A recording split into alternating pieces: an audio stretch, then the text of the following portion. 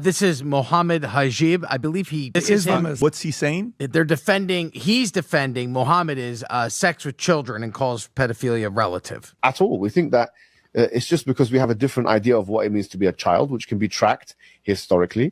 In these countries where we live in now, one is legal and one is illegal. Oh. Is this guy trying to justify having sex with a 13-year-old girl? Is this what he's trying to do right now? Adam, you have to listen to the end. Okay. He's not finished. And once again, pedophilia is very relative. Very relative. And so what are you trying to do, Mohammed? Yeah, are you trying to change the age of consent? Hold on. So is it not? Is pedophilia is legally relative as a matter of fact? That's not my opinion. That is a matter of fact. As I mentioned, if you go to Germany, the age of consent is 14 years old. If you go to the United Kingdom, the age of consent is 16 years old. If you go to the United States, in some places, the age of consent is 18 years old. In some other places in the EU, it's go back to 14. In Italy, in Spain, etc. There's 7 European countries, EU countries, which the age of consent is 14. I actually mentioned the age 14. If they had a real problem with it, I don't see them protesting against the German laws. I don't see them protesting against the Spanish laws. I don't see them protesting against Italian laws. So the point I'm saying is this, is that it's relative by virtue of fact. And it's not my opinion. That is a fact. If you're in England and you have intercourse with a 13-year-old, you're a pedophile, or 14-year-old, you're a pedophile. And if you go to America and you have intercourse with the same age, then you're not a pedophile. So it's relative based on the arbitrary measures of policymakers in different parts of the world. That is a matter of fact. If they want to reprimand, they have to now come with an argument against. So is he trying to justify sex with children? Children, that's the whole question. That's the inquiry. What is a child? That is the question. He's poisoning the well. He is begging the question, which is a fallacy. It's called begging the question fallacy. I'm not saying that they're children. I don't believe in having sex with children. No, I don't believe in that. I've never said that once in my entire life. You never said that once. Let's make that clear. Of course, I've never said that once. And I think the low IQ, pot noodle eating, weirdo that was sitting there, that maybe he was, sorry to say, watching something, maybe that he shouldn't have been watching before, eating his pot noodles, eating his Krispy Kreme, watching what he shouldn't have been watching in his mother's cellar, had the audacity to speak in that manner and try and inquire in that way without humbling himself and asking questions and being a real man, which he cannot be, and he is not. Yeah, and the other ones there sitting like sitting ducks, low IQ, they don't realize that actually there was nothing in the speech of this man that suggested what this man is suggesting I'm saying. If he was in the United Kingdom, I would sue him for defamation of character. Now, the reason why I'm not doing that, because in the United States, it's much more difficult to do that, and it's much more costly, and he's not that significant anyway, this individual who looked like he was a shoe shiner for Patrick Bet-Davis. Maybe he was shining some shoes and stuff like that and cleaning in the toilets. And then they said, just come in for a second. We've run out of guests today. Come, just say it. Just sit here and just fiddle with the computer. Make yourself useful. And give us some coffees and teas as well and some Krispy Kremes. And you know how to make the pot noodles, so might as well make that one as well. So this guy who's a nobody, who's trying to challenge me, and Bet-Davis, we spoke to Bet-Davis, me and you. And we spoke, we had a good conversation, never disrespected the man myself. I've only held him to account in the proper and meaningful way where he has, overcrossed the boundaries. Should have had the integrity, the intellectual integrity to stop this chump from saying the stuff that he was saying, but he didn't have that. And we don't expect that from them. Let's go on to a couple more clips. Let's go to the next one. And guys, and let's just go back, because Jesus Christ, I'm saying, we're Christians, and you have to say what it is. Jesus Christ spread love, spread peace, spread all that type of stuff. Was he a virgin, Tom? Jesus Christ? Yes. Okay. He's treated women great. If we're going to go according to many Islamic historical sources, including the Hadith, collections of the Sahih al-Bukhari and Sahih Muslim, the Prophet Muhammad was betrothed to Asia when she was 6 years old, and the marriage was consummated when she was 9 years old. I'm just throwing out facts. This guy's name is Muhammad. That's what he's basically preaching, is that this is that type of mindset. And I mean, we've read this and we've seen this, right? All right, he brought up Jesus. He started off with Jesus. We can have a lot to say here. What do you here? Well, the first thing I will say is that they believe that Jesus is the author of the Old Testament because he's part of the Trinity. Because don't forget, they believe that the Father, the Son, the Holy Spirit are one God.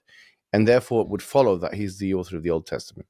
And it would also follow, therefore, that when Jesus, the part of the Trinity mentioned, the person of the Trinity mentioned in Numbers chapter 31:18, that take the young ones for yourself. And almost all rabbinic commentators said that young ones means prepubescence, actually. There is no such equivalent verse in the Quran. There's no such equivalent hadith in the Prophet's sayings. There is nothing in Islam that says you can take the young ones, the prepubescence for yourself. So according to them, Jesus Christ, okay, he ordered people to essentially, and some commentaries actually say, rape them, sexually assault them without their will, sorry to say. So if you're saying you 1000% disagree with it, then can you please come online and tell us that you 1000% disagree with the Bible, and 1000% disagree with Jesus Christ, and 1000% disagree with Numbers chapter 31 verse 18, and 1000% disagree with the injunctions given therein? I can 1000% guarantee that this chump will not do that, because he does not have the intellectual prowess or the integrity. He's not integrous enough to be able to face his own contradictions. And in fact, his argument has collapsed under the weight of the internal contradictions therein. So I would say to you that the first thing, if you wanted to mention Jesus, is to mention what I've just mentioned, and especially this verse of Numbers chapter 31:18. You can go and look into, there is a website called Sephardim.com, which shows you all of the commentaries of the Old Testament, especially the rabbinic commentaries, using the Hebrew language aforetime about this, the Talmudic commentaries, the Babylonian Talmud, the Palestinian Talmud, about this particular verse, and it's pretty clear. And even some translations into English talk about young girls. It's pretty clear if you look at the sources. This is talking about the prepubescent ones. So the right-wing people and this man and other people that want to accuse the Prophet Muhammad ﷺ of such and such and this and that, you have to first deal with this inquiry before you start speaking about Islam. And then now, we've already addressed this, but then I'll address it again. He started mentioning about Aisha, at the age of 9, etc., etc. And the response to this is as follows. As we both mentioned, and quite rightly so, me and you and the rest of the Muslim people and the majority of the populations, especially in the West, do not condone or are asking for a change in the age of consent, whether in the UK, in the US, in the EU, or even in the Muslim countries. We have no such desire. There's not been one protest movement, one lobby group. By the way, I'm not sure if you know this, in the UK, there was in fact an organization called PIE, which is linked to the Labour Party, which is the party that is in charge now of government, that was officially politically lobbying for the reduction of the age of consent. Yeah. So the only people that actually have that history are the very people that are in power in these countries. We don't have such a wish or desire to change the age of consent. Having said that, when we make the apologia, for example, for the argument, the polemical argument, that's what we're doing. We're making a historical argument for the age of Aisha at 9-year-old. And by the way, if we really wanted to say this, we could, that someone could say, is it possible, the question is, to be a Muslim and believe in the revisionist account of her being 18, for example? It's possible. It's not an article of faith. There is no takfir or excommunication issued therein. Is believing that Aisha being the age of 9 years old an article of Islamic faith? Is it one of the 5 pillars of Iman or one of the 5 pillars of Islam? No, it's not. So someone can conceivably be a Muslim and not even believe in that anyway. But putting that to the side, I will say this. I do believe in the historical account of 9 years old. And I personally believe it goes back to social and societal norms. I personally believe it's to do with how people defined adulthood at that time, comparative to how we in most of the world define it in our time due to society. And someone will say, and this is the counter argument, well, didn't you say that your prophet was a prophet for all humankind? So how comes he's doing this and you're saying we shouldn't do it? The answer is, the same prophet that told us this also told us that society changes. And he told us all of the rules. He told us all of the rules of how to deal with this changing society. for example, the principle of harm, the principle of necessity in Islam. لا ضرر ولا ضرار, لا ضرر ولا إضرار. These are all hadiths of the Prophet, that you cannot harm or reciprocate harm. And I would posture and wager that what you do with a 13 or 14 or 12, whatever it is, year old, 1,000 years ago, where they had a completely different upbringing and a completely different social structure, is completely different to what you do with them here, where they are mollycoddled and got sent to school every day, and they have a completely different lived experience.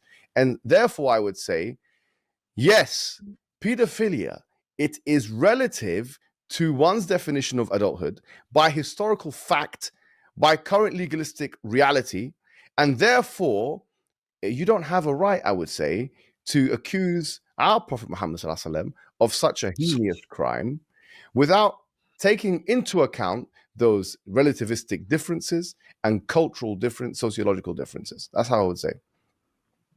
You mentioned Jesus, peace be upon him, who we love and revere, as one of the mightiest messengers sent for his people at his time. And now, if you make that argument that now, because he started off as he's love, he's peace, and so if he's 1 and 3 in the Trinity, he's God. So he's giving these orders, Yes. which you quoted numbers, take the little ones for yourselves. Exactly. Wouldn't he also be the one that dictated that Mary, that she be 12 when she gave birth to Jesus? Yes, exactly. And there are many, many reports that indicate that age. And just as there are many, many reports that indicate Rebecca was 3 years old. And you'll find that all over the Jewish sources. But these are things that they'll just hand wave off. They don't care about any of that stuff. Because remember, now Christianity has become a thing which you can just pick and choose from. So people metaphorize that which they don't want. All those genocides that I mentioned in the Old Testament, all those things they don't like, they just metaphorize it. All those scientific inaccuracies, that bogus claims of the creation of the universe, 7-day rest, anything they don't like, they'll just metaphorize it as a metaphor. And so for them, the situation, they'll just hand wave it off. But one thing that this guy said, which I think is also worthy of mentioning, is that he connected this hadith of the Prophet Muhammad ﷺ with the behavior of the groomers in the UK. Now, in sociology, okay, you need to be able to prove causation. If you want to make a causative case, a cause is something when you say A is the reason for B. It's the reason. A correlation is different. You could say, for example, okay, that it's getting hot in July, but at the same time, pumpkin sales are going higher. There's no correlation. There's no causation. There's a correlation, but there's no causation.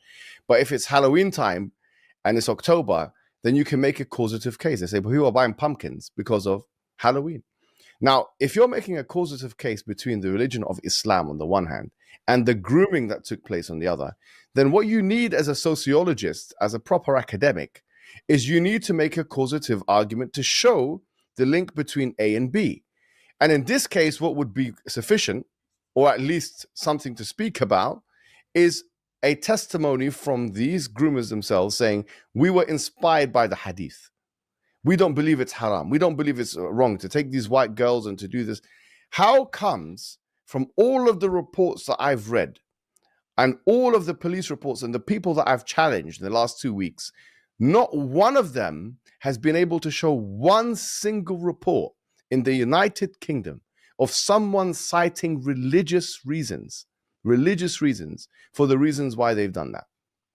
Whether obviously if they're non-Muslim, but if they are Muslim, if they are Asian, we don't find one single report of an individual saying, I have been inspired, incentivized, or otherwise motivated by my religion.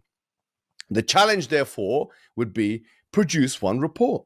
Surely you should, of all these cases that took place in Telford, in Rotherham, in Rochdale, and there was over 1,000 white girls that were badly abused by these horrible, horrendous, horrific, monstrous, condemnable, abominable individuals.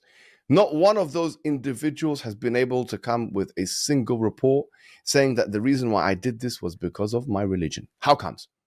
The fact that you have not been able to produce one report like that means you are disqualified from being able to make a causative case, the like of which you have tried to make. And that's why there's no bona fide academic that makes, by the way, the causative case. Not one bona fide sociologist in peer-reviewed journals that make the causative case, because it's too difficult to make. They know that. And in almost all the reports that have been written by the CSA and the Home Office and the Cobain report and this and the book that she wrote in 2018, Ella Cobain in 2018, none of that links the grooming, Asian grooming gangs, etc., to the religion of Islam. So this man is academically inept. He is incapable of reaching that level of inquiry. He's incapable of making the case. He's creating a problem out of nothing. And as I've mentioned, if his issue is of men who are over a certain age, being in sexual relationships with women that are under the age of 18 or even the under the age of 16, then you've got 300,000 cases, according to statistics from the year 2008 and 2018 in the United States of America itself, which, by the way, as we mentioned, the majority of the states don't even have an age of consent, or they have an age of consent which is below the age of 18, okay? What you have to worry about. Why are you worrying about what's happening in Telford and Rochdale and Rotherham? In these towns, by the way, if you've been, they're not even cities in the UK, where disenfranchised and poor people are doing all kinds of mad stuff. Yeah, if you meet these people, you're going to tell me they're religious. They're not religious people. These guys are thugs, and they were giving alcohol and giving alcohol and giving drugs to the girls and stuff like. What is alcohol and drugs now become part of the Islamic package? I don't think so. So, I think that the fact that they're making this case is pathetic and it's embarrassing, and it's something which they're only doing because their prophet and their true God, okay, Elon Musk, decided because of his H-1B visa situation to say such and such a thing. But there will be something coming out about Elon Musk which will shock the public, which I will be publishing on Thursday, which will shock the public. It's the most scandalous thing, and I'm keeping it with me. It will completely shock the British public. It will come out in 2 days. It will shock the entire public about Elon Musk, and I have the information, and no one else has the information that I have, and I'll be producing this information in 2 days, and people will be shocked to know what happened.